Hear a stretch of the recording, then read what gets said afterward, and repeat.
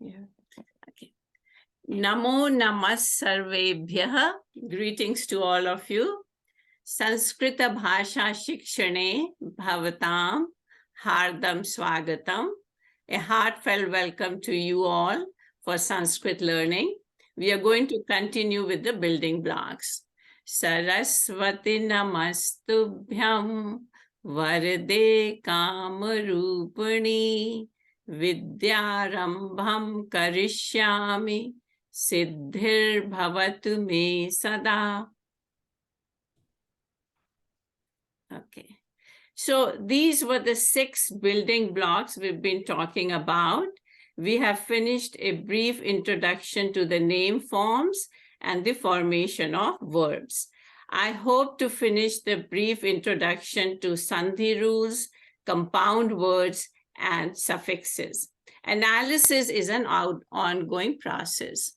So the topics in future which will be discussed in detail are Sandhi rules, name forms, verb forms, and one additional suffix called krit. I expect that the length of the course will be about 6 months. So, 6 weeks have gone, so we have about 3.5 months more. Okay, so now we are going to talk about Sandhi. So as you all know by now, when 2 sounds come together in Sanskrit, they combine with one another according to well-defined set of rules called Sandhi rules. There are 3 types of Sandhis. One is called a vowel Sandhi, Visarga Sandhi, and consonant Sandhi. In a vowel Sandhi, for example, if a word ends with a vowel and the next word starts with a vowel, then these 2 vowels change. And there is a change in the vowel, and it is called a vowel Sandhi. There are many other cases where vowel Sandhi also happens, and we will just see in a moment. Then, as you have seen in verse, you have a Visarga.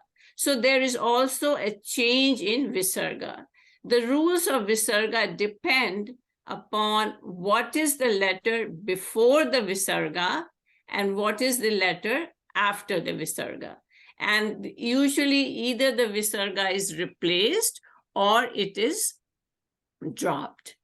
Similarly, in a consonant Sandhi, if a word ends in a consonant and it is followed by a word beginning with a vowel or a consonant, then there is a change in a consonant. Here again, either the consonant is replaced or there is an addition of a new consonant. This slide is a very important slide because a number of new definitions are introduced. So I will go through this slide very slowly. So let us look at the sentence, Balaha Devalayam Grahat Gachati Idani. Idani means a noun. This is a noun. This is a indeclinable. So Balaha is your subject. Devalayam is a compound word meaning temple. Grahat is a 5th case, from the house. Gachati, goes. So the meaning of this sentence is, the boy goes to the temple from the house now. In this sentence, there are 2 vowel, 2 consonant, and 1 Visarga Sandhi. So that's why I took this sentence. So let us look at one by one. So first look at the subject Balaha. Balaha is composed of Bal, a vowel A, and a Visarga, right? Now, it depends in the Visarga Sandhi, one has to look for what is the letter before the Visarga. In this case, it is the vowel A. And what is the letter following the Visarga? Here it is the consonant the. Now, the is a soft consonant. Remember, the, the. So the is a soft consonant.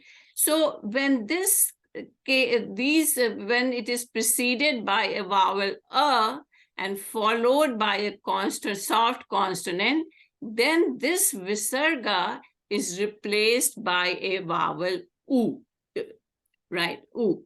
And now this u with an here, plus u, there is a vowel sandhi, it becomes o. So bal and o becomes balo. So here this balaha becomes balo, and this is a visarga sandhi. Let me go one more time. Balaha, here is your visarga. This visarga is preceded by a vowel a. It is followed by a consonant the, which is a soft consonant. And if this happens, then this visarga is replaced by u. Now this u and this so a plus u, there is a vowel sandhi and becomes o. So the visarga changes into u, and then there is another vowel sandhi. So the resulting balaha is balo. Don't worry about this. This is just an illustration. We are going to go through the visarga sandhi rules in much more detail. So this is a visarga sandhi where the visarga is replaced. Now let us look at the word devalayam. Devalayam is an object in the sentence, and it is a compound word. So here the makara is followed by a consonant. So this makara becomes a anuswara. So this is a consonant sandhi, and this sandhi you all know very well by now, right? Now, so we go and we look at each pair of words. So we have looked at this word, we have looked at this word, and now we looked at the sandhi here. And now we are going to look at these two words, grihat and gachati. So grihat, gachati. Now grihat ends in a consonant ta, right? And it is followed by a soft consonant g. Remember, k, k, these are hard, g, gh, are soft. So when this happens, then according to one consonant sandhi rule, this consonant becomes a d, right? So there are these two consonant sandhis here. Now here, this ta is called a purva varna, before, and ga will be called a paravarna. For example, here. So this terminology I have used in my book. So purva varna ending and paravarna beginning. So now gachati. Gachat is made up of is gachat and e. So this T is ta and e. So this e, so gachat ends in e, and idanim begins with e. So there are these two vowels together, and then there will be a vowel sandhi. So these two e's are replaced by a long e. This is another vowel sandhi rule.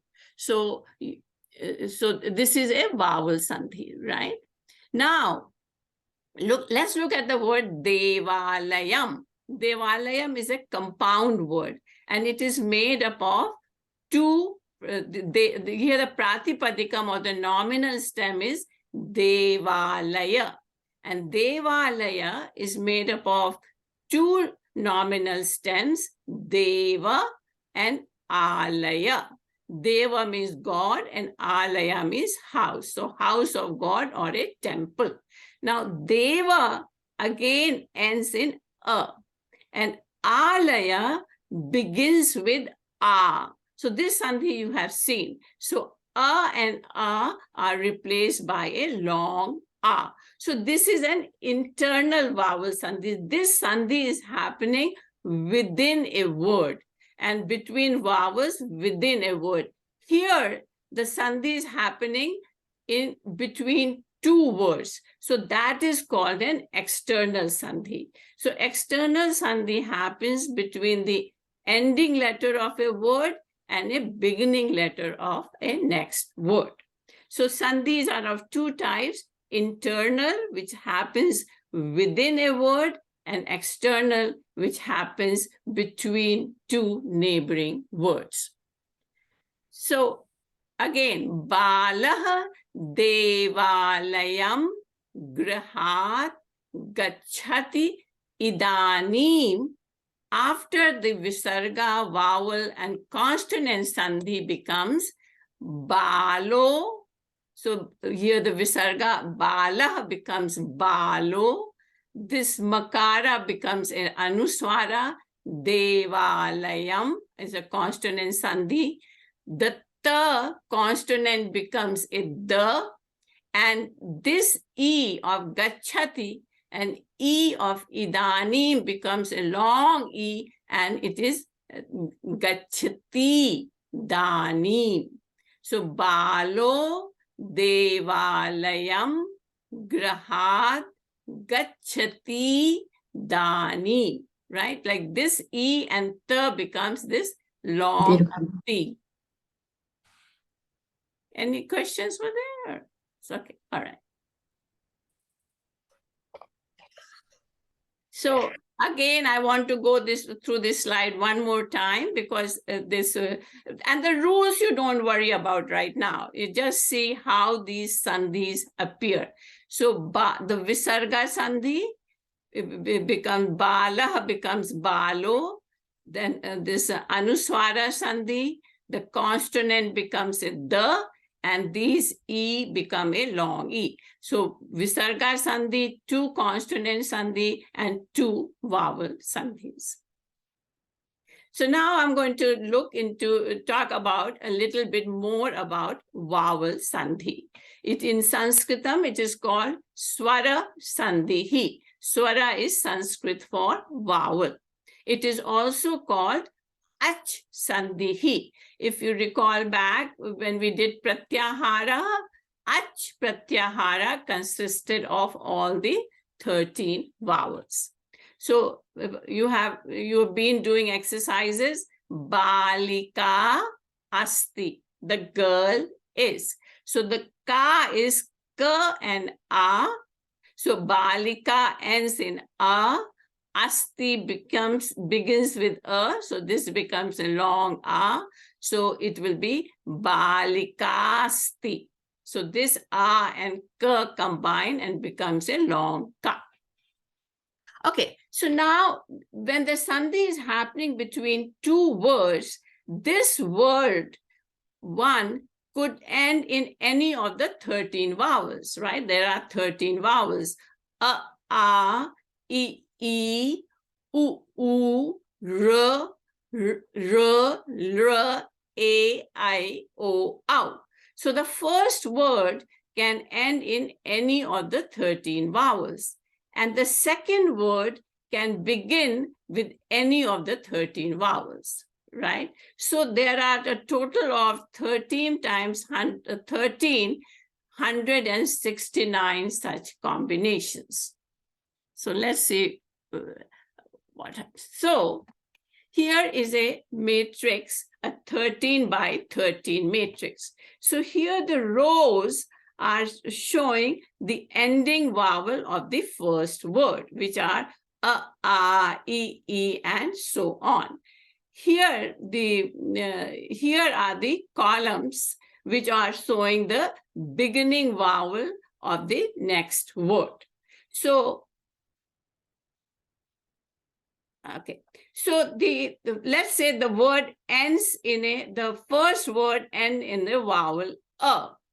And the second word begins with the vowel a. So these two a will be changed into a long a. So with a, you have 4 such combinations. And this sandhi you have seen, right? So similarly, if the first word ends in e, and the second word begins with e and e, these E's will be replaced by a long E. Similarly with oo or oo, so these will be replaced by oo, long oo. And similarly, r and r replaced by long r. Now there is no long r, so this block is empty. So these 16 diagonal entries highlighted in red is one sandhi. So these blocks which are highlighted in green will be another sandhi. These blocks highlighted in blue will be another sandhi. In orange, another sandhi. Purple, another sandhi, yellow. So there are 6 vowel sandhis which will fill in these matrices, will fill in the entries of this matrix. Okay. So these are some examples of a vowel sandhi, few examples of a vowel sandhi. So balika api agachati. The girl also comes. Api is also. So again, ka is ka and a of api, so they become a long a, which you all know. So this is a similar vowel, right? Like a and a. Now api or ends in an e, a vowel e, and agachati starts with a vowel a. So these are two dissimilar vowels, right? So in that case, this E is replaced by a consonant Y. So after Sandhi, what happens? You have Balika, so like A, Ka and A becomes Ka. Pa is a consonant with no vowel, so it is written as a vertical line is removed, like a half pa. And ya and a combined becomes ya. So balika pyagachati. Again, this is just giving you an idea of vowel sandhis. We are going to go through this in much more detail with many more examples. So these rules are the Panini Sutrams. So this sandhi, this one, the red block, which we saw in the previous slide, are the Panini Sutram Akah Savarne Dirgha. Again, you don't need to know these rules. I just wanted to let you know that what these rules are, right? So this Akah, I'm just going to explain this rule, which is very simple. Akah Pratyahara has all the simple vowels. Savarne means similar, and Dirgha means long. So if a vowel is followed by a similar vowel, then it becomes Dirgha. Let's look at the next example. Namatha Ishwaram. Namatha. Now this is Madhyam Purusha Bahuvachanam. You all. Remember, Pathasi, Pathataha, Pathata. So Namathasi, Namathaha, Namatha. You all salute or worship Ishwaram. So here, Tha is Tha and then A. So it ends with the vowel A. Ishwaram begins with the vowel E, so they're going to be a vowel sandhi. And in this case, this A and E are replaced by a diphthong A.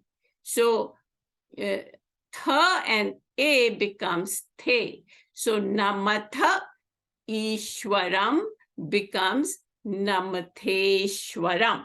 In all these cases, in vowels, and you always see these vowels, like neighboring vowels, like this is here the sandhi is happening, here a sandhi is happening, here is a sandhi. But this is another sandhi rule. So 1, 2, 3. So I've given you 4. There are 2 more which I have not given here. Now look at this sentence. Nainam chindanti shastrani. This is from Gita. I think we did it in the last class. Nainam. So what is nainam composed of? Nainam is na plus enam. So na is na and an a. And enam means this, or here in this verse means self. So again, a and an a. So these two vowels are replaced by a long diphthong I. So I and a na and an I becomes nai. So nainam, so the sandhi na enam is nainam. Chindanti shastrani. The weapons do not cut this, or the weapons do not cut the self. So these sandhis which are highlighted in yellow are the Panini Sutrams.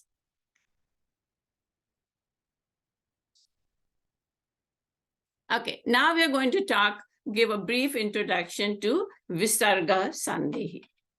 So Visarga, in a word Visarga, so the letter before the Visarga. So doing Visarga Sandhis, these two things have to be taken into account. Like the rules of the Visarga Sandhi depends on what is the letter before the Visarga and what is the letter after the Visarga. So for example, Balah. So Bal plus Aha. So the letter vowel before the Visarga is A. Balaha. The vowel before the Visarga is long A. Munihi. The letter before the Visarga is E. Guruhu. The letter before the Visarga is U. And the letter after the Visarga, the vowels are divided into two groups because the rules change. So either it could be a vowel A or any vowel except A, or it could be a soft consonant, a hard consonant, or a sibilant. So I'm just going to give some examples here with no rules. So for example, Shivaha Aham. So the Visarga is preceded by A, followed by A. So Sandhi becomes Shivoham. I am Shiva. Balaha Gachati. So the Visarga is preceded by A and is followed by G, which is a soft consonant. K, K, hard. G, G, Ng are soft. So in this case, it becomes Balo Gachati. Arjunaha Uvacha. Visarga is followed by a vowel, so the Visarga disappears. So Arjuna Uvacha. Now Balaha Gachati. Again the Visarga drops. So let us look at these two sentences. Balaha Gachati and Balaha Gachati. In both cases, the Visarga is followed by G, right? But in this case, the Visarga is preceded by A, and in this case, the Visarga is preceded by long A. So in this case, it becomes Balo Gachati, and in this case, the Visarga drops and it becomes Bala Gachati. Here, Munihi Gachati. Same, again, it is followed by a G. But here, the Visarga is preceded by E. So the Visarga is replaced by a Refa. Munir Gachati. Okay, don't worry. It is right now. It is seeming a lot of rules and overwhelming, but it's not difficult. It's quite easy once the rules you understand. The rules are explained. So all right. Now let us look at the next example. Balaha Pathati. So here the Visarga is followed by a hard consonant. Pa, ha. Hard. So nothing happens. It remains as it is. Bala Ramaha Tatra Asti. Here it is followed by a hard consonant. Ta is also hard. Ta, tha, two hard consonant. So here the visarga is replaced by a sa, the sakara. So ramas tatrasti. Here there is a vowel sandhi going on. For example, in the chant, Om Shantihi, Shantihi, Shantihi. You can chant this way, or there is a sandhi going on here where the visarga is replaced by a shakara. So you could also chant as Om Shantish, Shantish, Shantihi. So again, these rules, when we go into the details, will be much more clearer. Okay, now we will give you a brief introduction of the consonant sandhi. Consonant sandhi is also called Vyanjana sandhihi. Vyanjana is Sanskritam for consonant. It is also called Hal sandhihi. The pratyahara, Hal, if you remember, consists of all the consonants. So for example, this verse we did I think in one of the classes, Krodhat bhavati sammoha. So here Krodhat is ending in a consonant ta, and it is followed, bhavati, it starts with a soft consonant bha, pa, pha, hard, ba, bha, pa, pha, ba, bha, ma, right? So these three were the soft. So in this case, this ta is replaced by a da. So krodhat bhavati sammoha, like there is this consonant sandhi rule. But in this sentence, sammohat smriti vibhramaha. So from delusion comes the loss of memory. Here, again, sammohat is ending in a consonant ta, but it is followed by a sibilant sa, which is hard. So nothing happens. There is no change. It remains as it is. So in consonant sandhi, either the consonant is replaced or there is an addition of another consonant, which this example shows. Asmin aranye. Aranya is forest. Asmin means this. So this is seventh case. In this forest. So na, the consonant na, is followed by a vowel a. So here another consonant na comes in. So it is asmin naranye. So these are just two rules I have shown. There are many, many consonant sandhi rules. Okay, so from sandhi now we move on to samasas, which are called compound words. So two or more nominal stems which are meaningfully linked can be compounded into a new nominal stem. A new nominal stem is formed. This new nominal stem is called a samasaha. For example, the nominal stem Ramaduta is made up of two nominal stems, Rama and Duta. So Rama, as you all know, is a ending masculine nominal stem. And Duta is also an ending masculine nominal stem. Duta means messenger. So Rama, Duta combine together and form a new nominal stem, Ramaduta, which is also masculine, and it ends in a. So Ramaduta now you can add, will have 24 forms as Rama or Duta. So for example, this Ramaduta itself could be used in a sentence.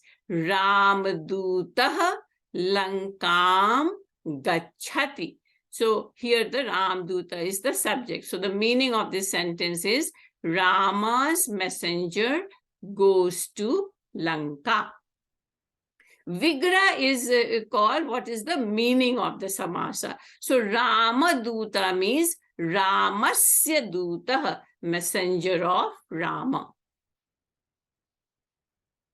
So samasa is a very important and a vast topic. There are different kinds and are formed using well-defined rules. So here I'm not going to discuss samasas in detail.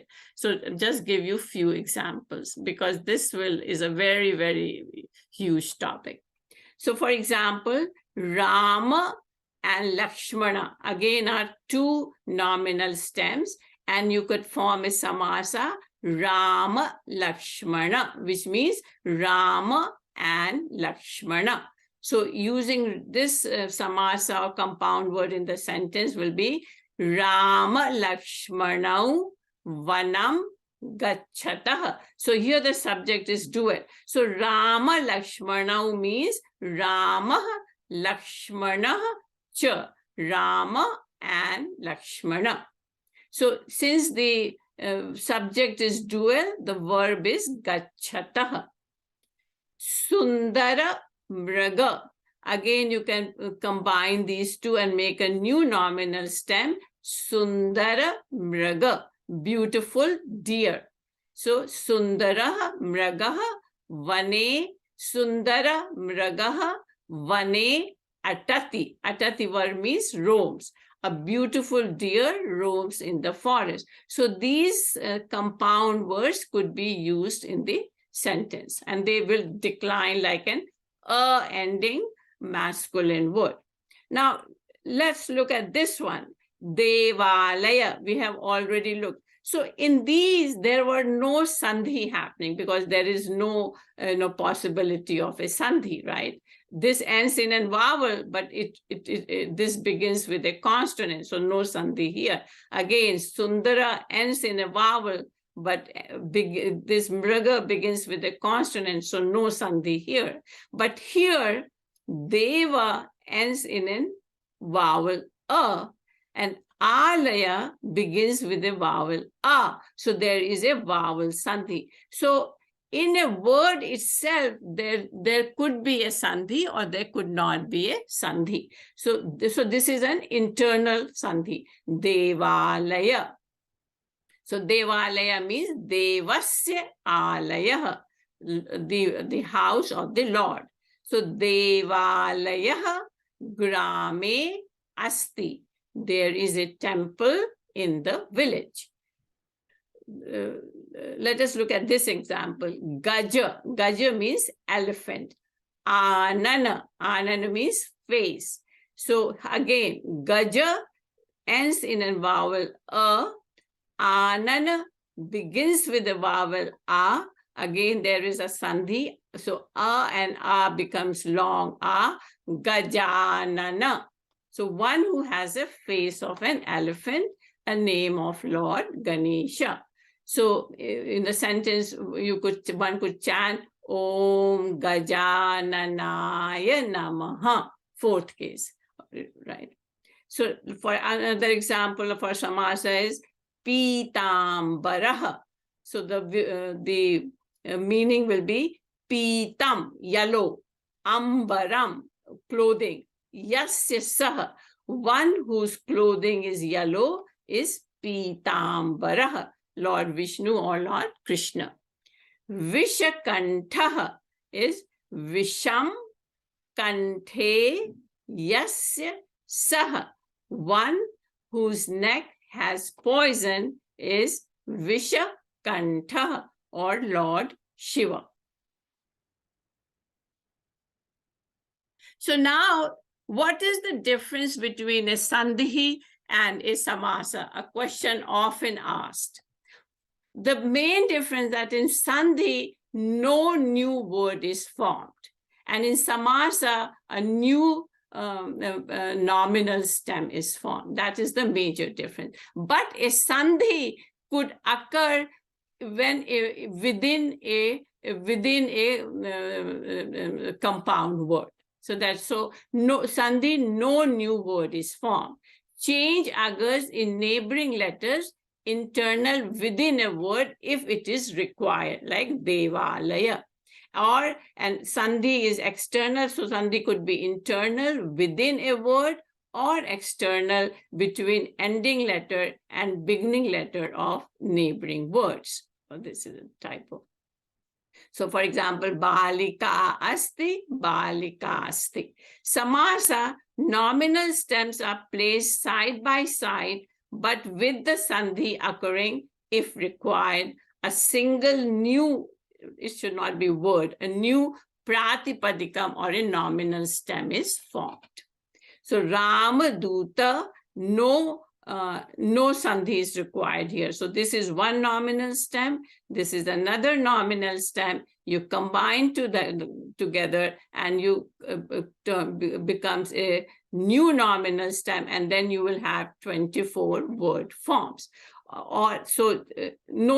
In this, similarly to this example, for example, Rama, Isha. Rama is an A ending nominal stem. Isha is an A ending nominal stem. So A of Rama and E of Isha becomes A. So there is an internal Sandhi here. So this Rama, Isha becomes Ramesha. So Rama is a name for Lakshmi ji, and Isha is Lord. So Lord of Lakshmi, Ramesha is Lord Vishnu. Okay, so this finishes the introduction to Sandhi and Samasas and compound words. And now we're going to give a brief introduction to the suffixes. So there are 6 suffixes in Sanskrit: sup, ting, krit, tadhita, sanadi, and stri. So these 2 suffixes, sup and ting, we have learned in detail. Like sup suffixes were used to form name forms, and ting suffixes were used to form verb forms. So these are the 4 additional suffixes: krit, tadhita, sanadi, and stri. So these 4 suffixes, additional suffixes, which when added to roots and nominal stems, create new roots and new nominal stems.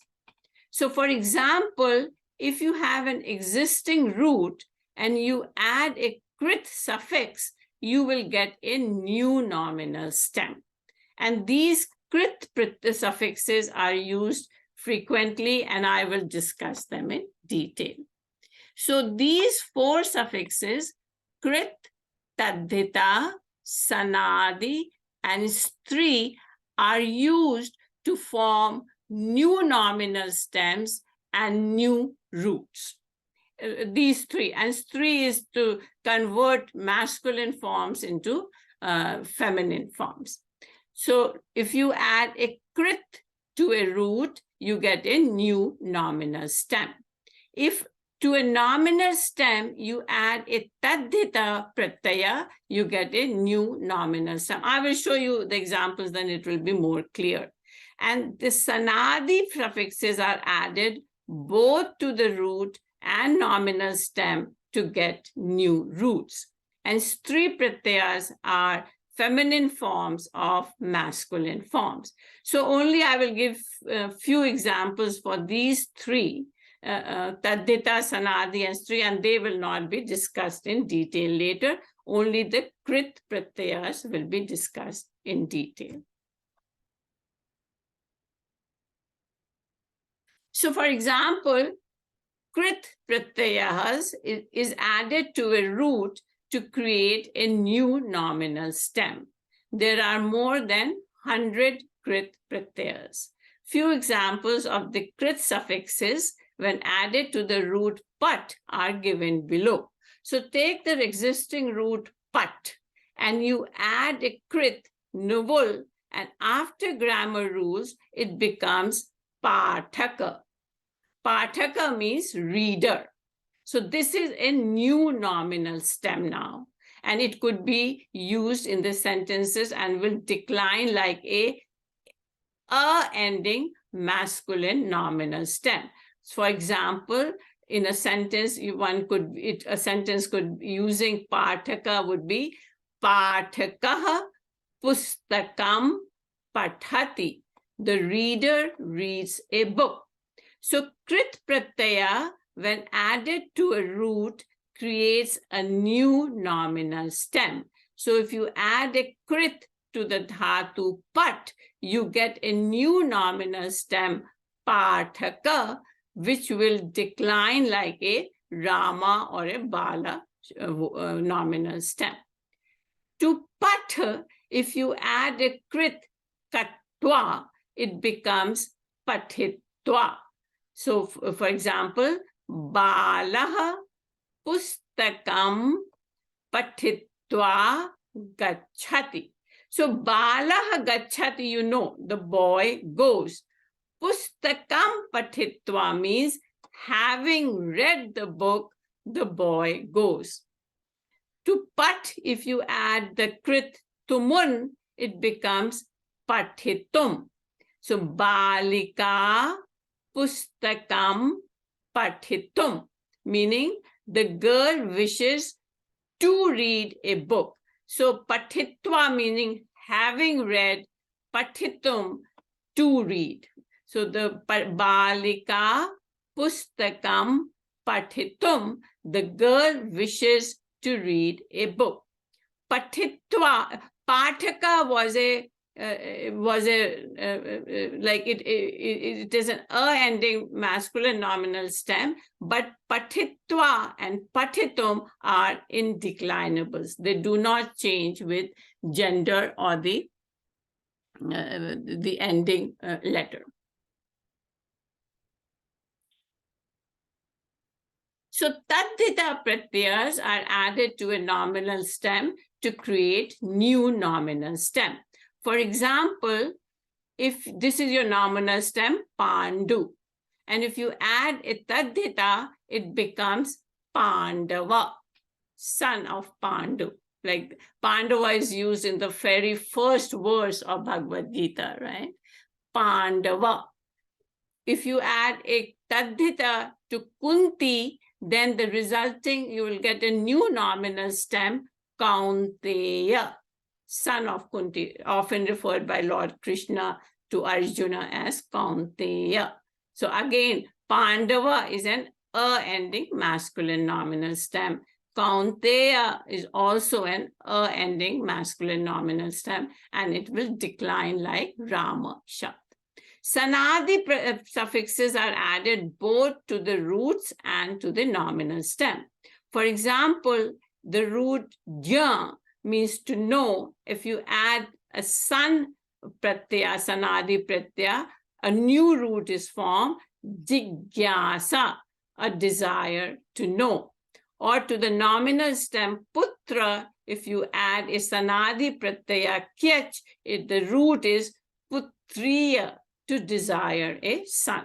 So Taddhita are added to the nominal stem to form new nominal stem. Sanadis are added to both root and the nominal stem to form new roots. And three suffixes are used to make feminine forms of masculine forms.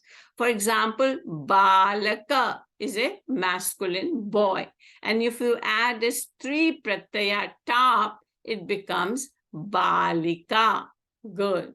Kaka, a male crow. If you add this three suffix, then it becomes Kaki, a female crow. So this completes the brief introduction to the suffixes.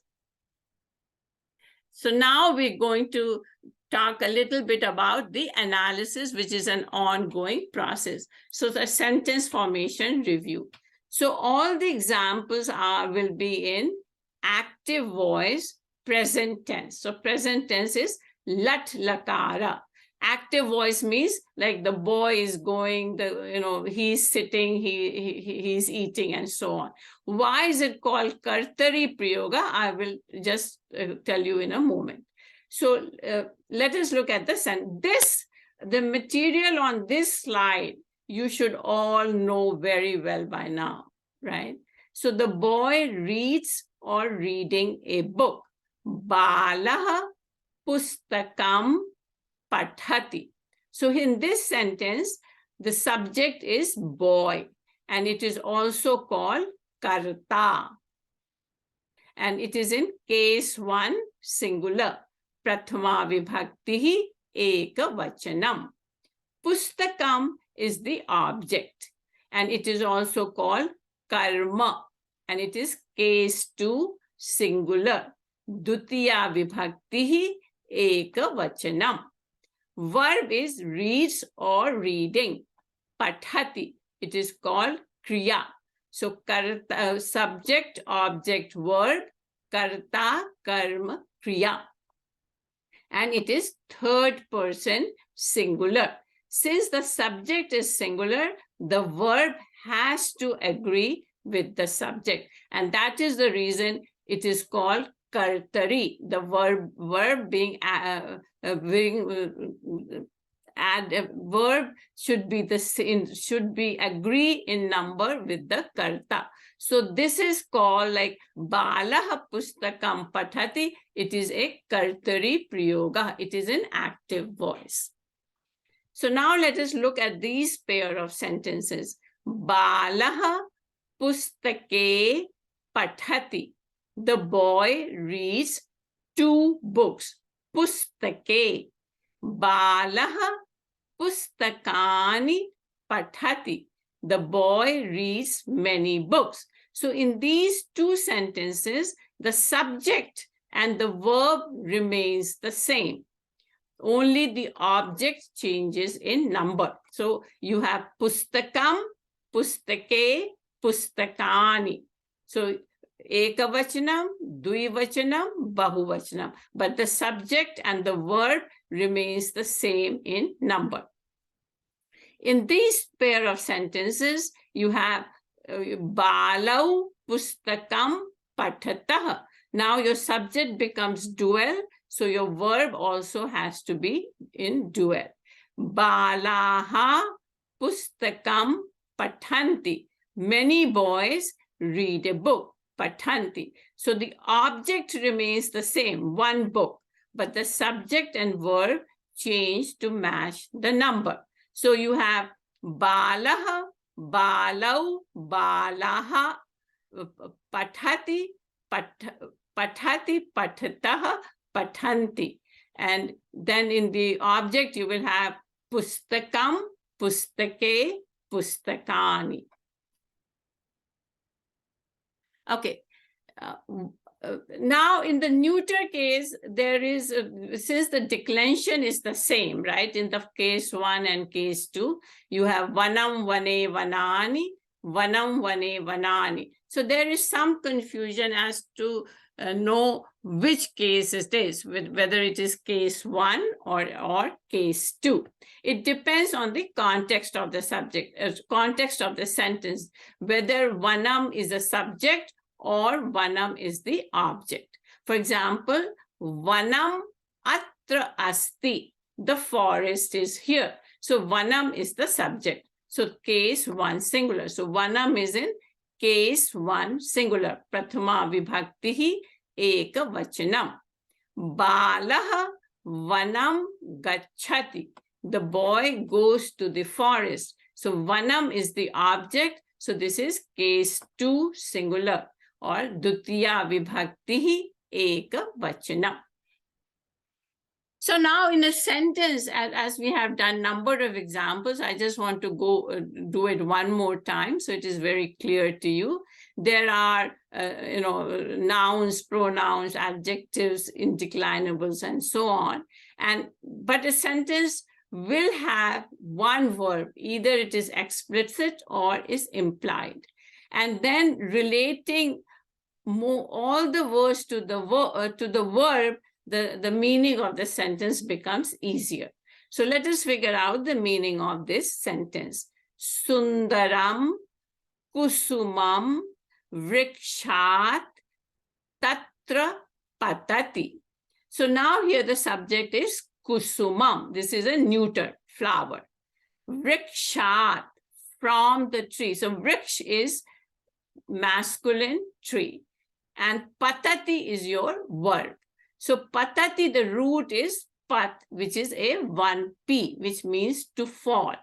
Patati is, the verb is falls.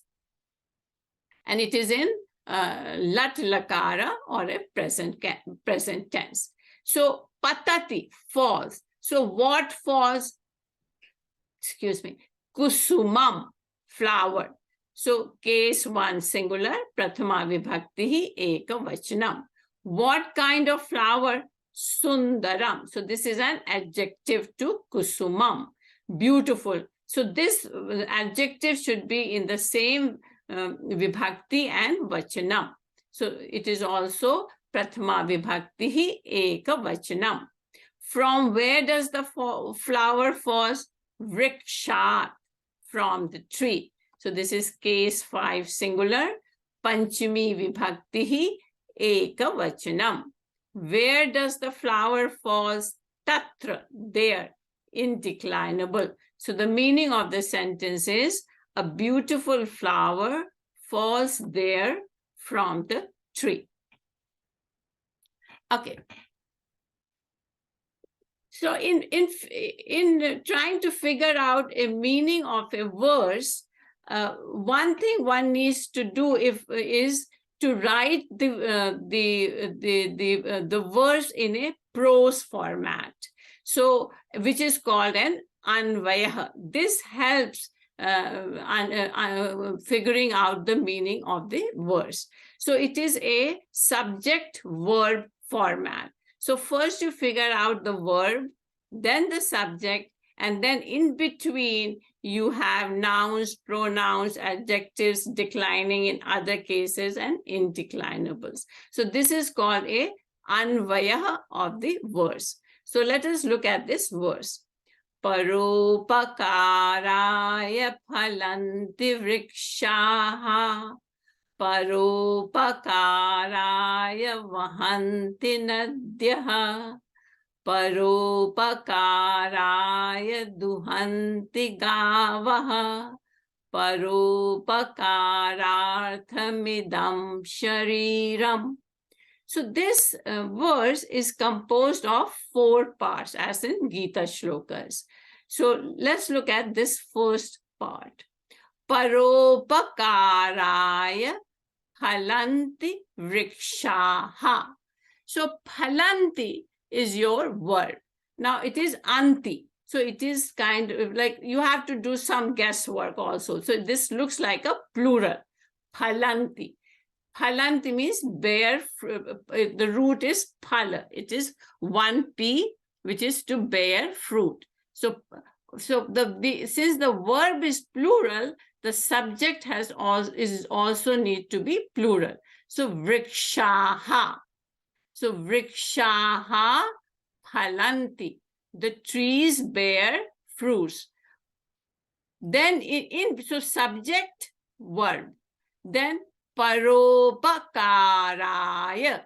So the nominal stem is paropakara, and this is in 4th case. So the tree bears fruit to serve others. Then paropakaraya vahanti nadyah. Vahanti again is a plural word. Vahanti. So vahanti is, the root is vaha. It is a 1p, meaning to flow. So the subject has to be plural, which is nadyah. So nadyah is means rivers, and the nominal stem is nadi. It is a long e ending nominal stem. So nadyah vahanti. The rivers flow. Nadyah paropakaraya vahanti. The rivers flow to serve others. Then paropakaraya duhanti gavah. Duhanti again is a plural verb, and the verb is duh, which is 2p, to milk. So gavah is plural. Gavah duhanti. The cows give milk. So gavaha paropakaraya duhanti. Now here, paropakarartham idam. This is there is some sandhi going on. So here, this word is composed of paropakara artham. So here is a sandhi, and becomes a long and ma and e, mi, midam. So once you break this becomes idam shariram paropakarartham asti. Here there was no verb, so this asti is implied, which means is. So idam shariram, this body is meant to serve others. Okay, so I think the time is up. I will stop here. And so this completes the brief introduction to the 6 building blocks, and hope you have a better understanding of the Sanskrit structure of the Sanskrit language. And the next class will be on Sandhi rules. We can't hear you. Can't hear me? Can No. you hear me now? We can. No problem. No Yeah, problem. I could hear you. Yeah, we can hear you. Okay.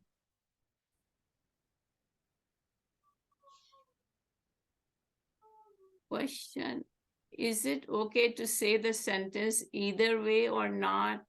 It's not clear to me. Good, Surekha, could you explain your question?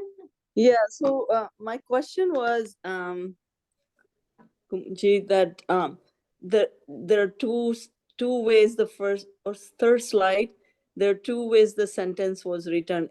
Is it okay to say either way or no? Which slide you're talking about? I think it was third slide where you had Sandhi and the sentence was without the Sandhi and with Sandhi. No, it is okay to pronounce either way, but you should know, right? Usually, like say Gita shlokas and other texts where on Shankara Bhashya, it will be all with Sandhi. Okay. So, but if you are reading a text, you can break it into sandhis and then read as, without sandhis. Like either way, it's correct. Oh, okay. That I wanted to know that, and it's beautifully done with the sandhi.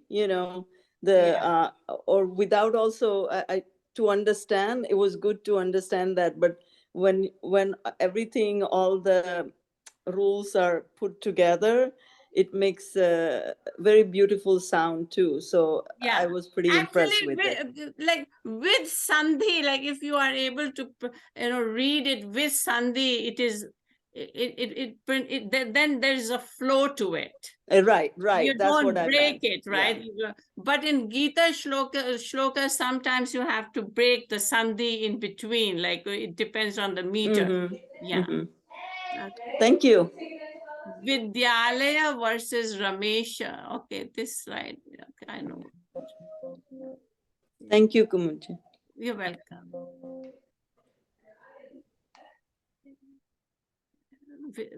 There was this question. Is this a question? What is the difference between the samasas and the sandhi? Yeah, Komuji, this is Amit. It's not clear to me why Devalaya is example of Sandhi and Ramesha becomes example of Samasa, because both use Sandhi to result into something and the result can be declined.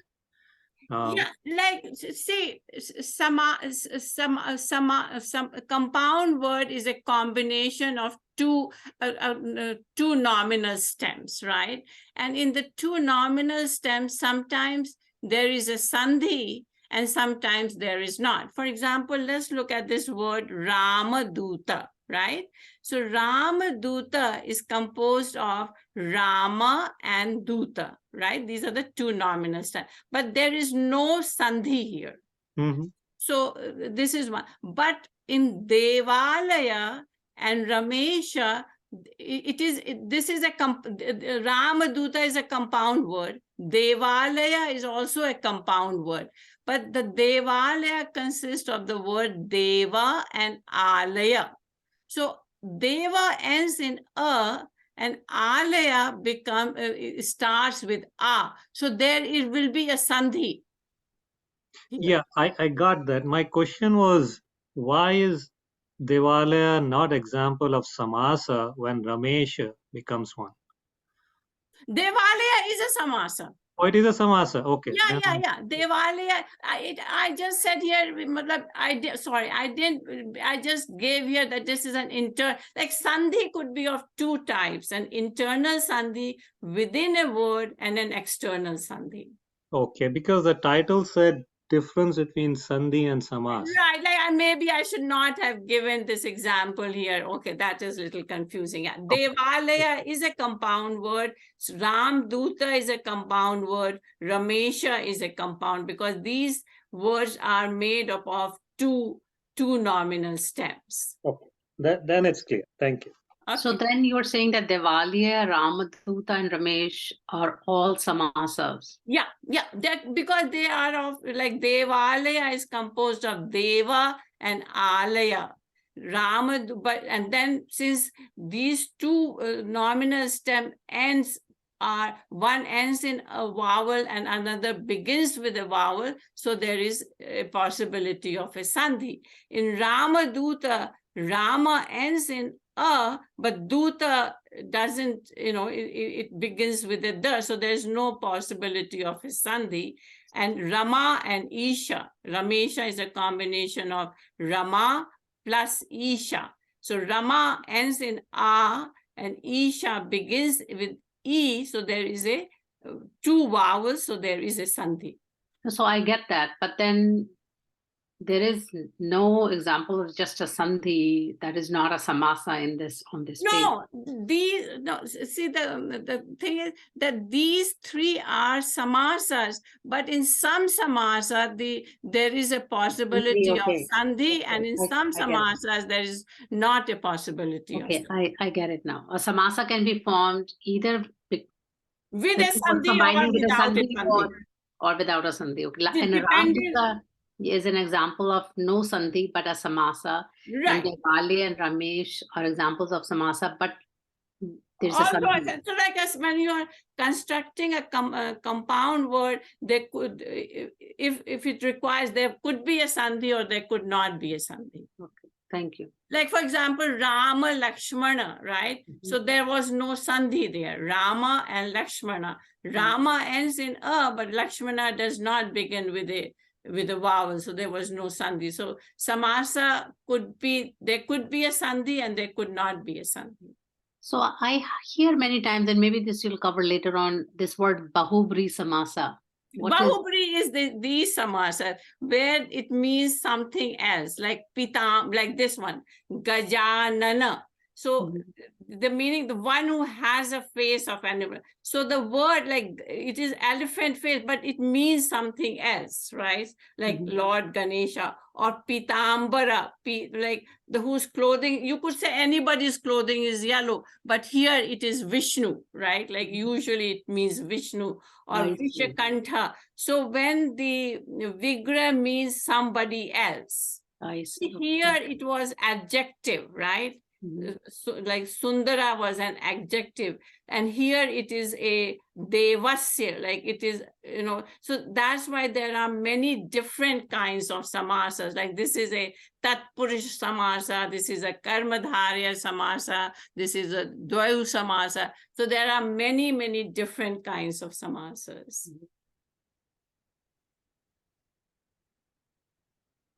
Thank you. So when the combined word of samasa means something different, it's called a bahubri samasa. It is called but that is a very simple, Yeah. Yeah. When it means something else, then it is a bahubri samasa. Thank you. Like these three examples are, like Pitambaraha, Vishakantaha, Gajanana. These are all bahubri samasas. This is a Tatpurusha, this is a Karmadharya. So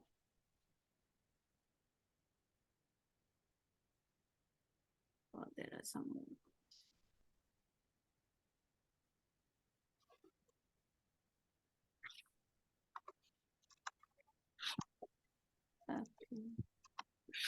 Why is the declined word Ram Lakshman is Ram Lakshmano?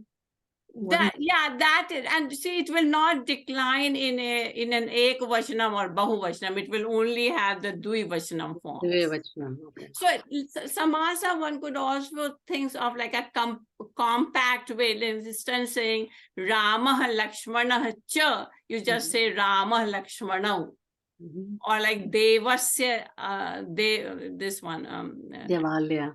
Yeah, Devasya Alaya, you could just say Devalaya or Vidyalaya, right? Vidyalaya is also a samasa. Pustakalaya, like, you know, the house of books or a library. These are all samasas. So samasa is a more compact way of combining, you know, different. So there could be like 4 or 5 nominal stems could be combined to make a single nominal stem.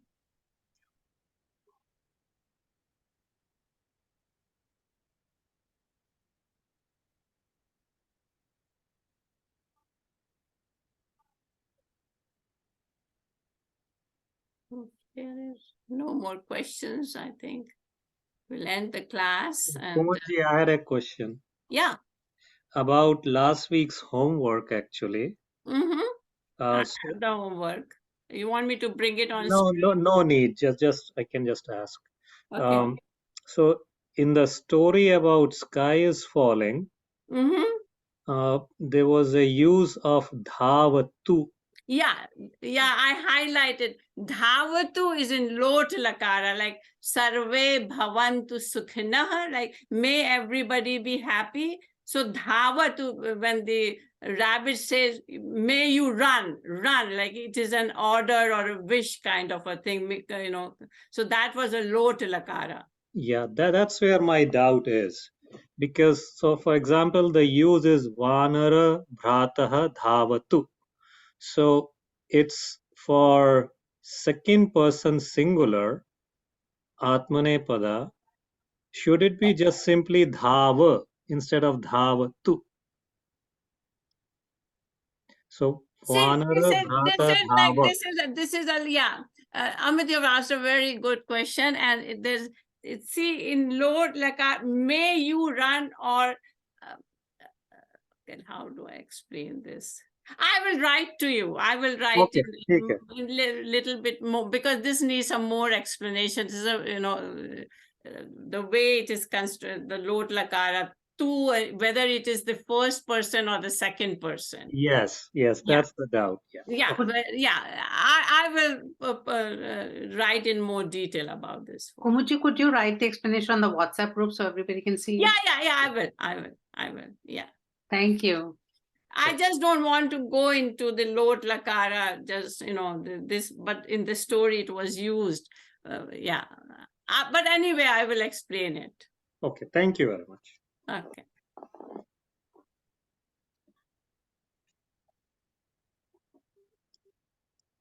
All right then.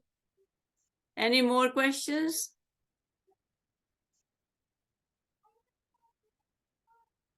Okay, then. Thank you and good night, everybody. Thank you. Thank you. Namaste. Yeah, I just wanted, is the homework and everything working? It's not too difficult, not taking too long? No, it's good. It keeps us up and about. I have to make sure I do each and every bit and understand what's going on. Okay, Yeah, it's very helpful for reviewing the material. Kumar. okay. All right.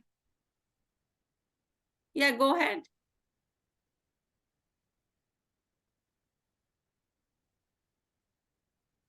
Okay.